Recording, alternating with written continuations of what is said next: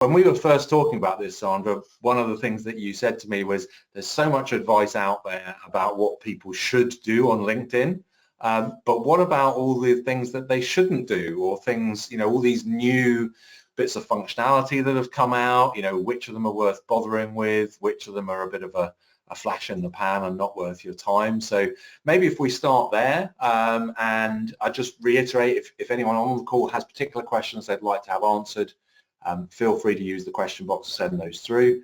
We'll get through as many of those as we can today.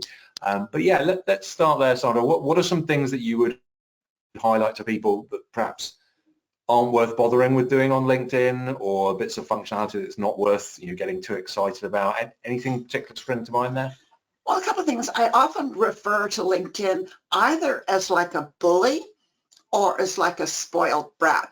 But the bully part of it is will come up with a new feature, which it hasn't even warned you was going to happen. And they pop it up and they say, oh, this is a great idea. You should do this. And you go, well, LinkedIn says I should do it, so I guess I probably should. So you accept it or turn it on. One of those things is creator mode. Now, creator mode is a pretty cool thing. There are many great reasons to use it. But if you don't know what it is, don't say yes when LinkedIn suggests you turn it on. Go and find out what it is, whether it's appropriate to you, and then consider turning it on. You can change your mind later. And if you've turned it on by accident, you didn't know what it was, and you're a little confused or overwhelmed by it, you can go in, turn it off, and restart. As I say, great tool, does great things, but you don't have to do it, and you shouldn't unless you know what it does.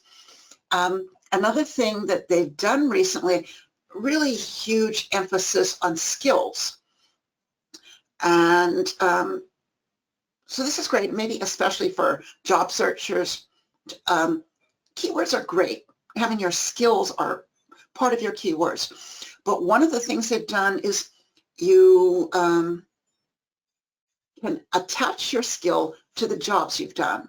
So again, you're not somebody who goes into LinkedIn a lot and you go and you think, okay, I should add some new skills. I've got some pretty good skills, pretty good things there, but I should go and add some more because LinkedIn keeps saying I should add these things. So maybe you're, I don't know, a CPA, or you're something in a fairly high level position in the world of finance, and you're noticing that LinkedIn suggests that you should have Excel on your profile. Well, Excel is a kind of a functional thing, not a high-level thing that you use, but it's there. So you say, okay, I'll go in and I'll add it. So you go into the skills and you add it. Well, it used to be you could add a few at a time. Now you can only add one at a time. And you add one, link type pops up. You feel like you have to add it to the jobs that you've used it at. But not understanding what you're doing, you do that. And now when you go to your profile, you go to your job experience, and the skill showing up as highlighted, featured on that experience is Excel, this lower level skill, not the most important or relevant to what you're doing now. So again, when LinkedIn pops up stuff to you, chill. You don't have to do it right now. You can add the skill. Don't add it to your jobs. Go and find out what it means, what you do. Kevin D. Turner is an awesome person to follow for all the new features on LinkedIn. He has great YouTube videos. Go understand it.